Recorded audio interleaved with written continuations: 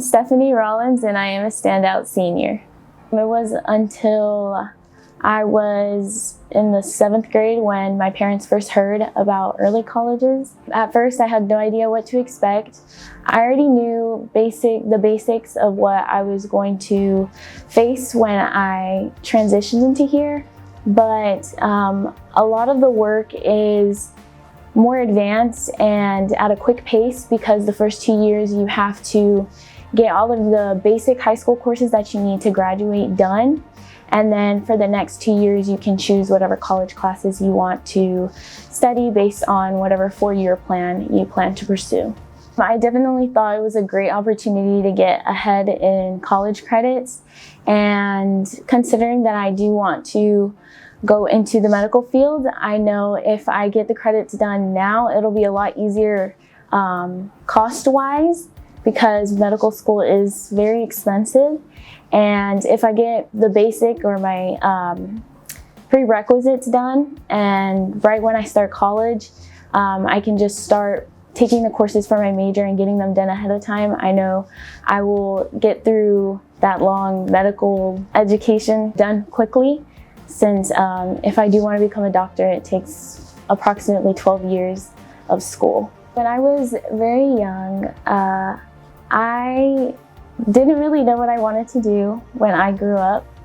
And so at a young age, I started developing acne, and you know that acne can definitely impact someone's self-esteem and confidence around other people. And so that definitely took a hit, and I didn't really like to hang out with people because I was ashamed of what I looked like. But as I started researching, finding skincare remedies that I could use to help improve my appearance, I quickly learned that it's really how you see yourself. It's not how other people see you. Basically you're the only person that's stopping yourself from doing things. And I realized real quick that when I looked at myself in the mirror, it was just myself who was stopping me from trying new things and hanging out with friends. And so skincare definitely became a way where I could learn more about what my skin type needs, and also learning to love myself a little more each and every day. My grandmother, every time I visit her, she says, it's in Spanish, so it's primero voy yo, segundo voy yo, tercero voy yo. And so what it means is that I come first, I come second, I come third.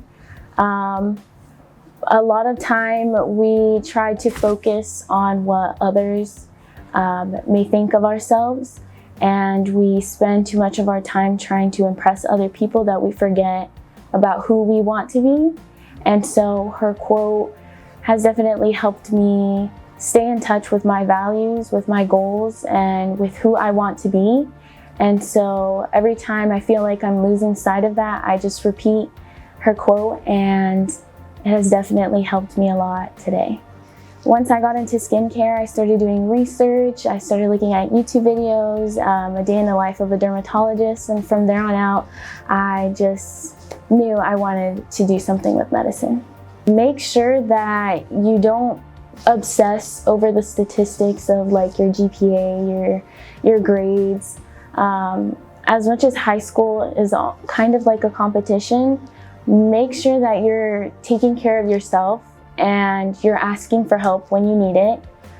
It's okay to be vulnerable in front of others, because there might be others who want to ask for help but can't, and so they wait for others to do it, so they see an example of another person doing it in front of them. So if you need to take a break, don't feel guilty, and make sure that you're finding a balance between academics and your mental health.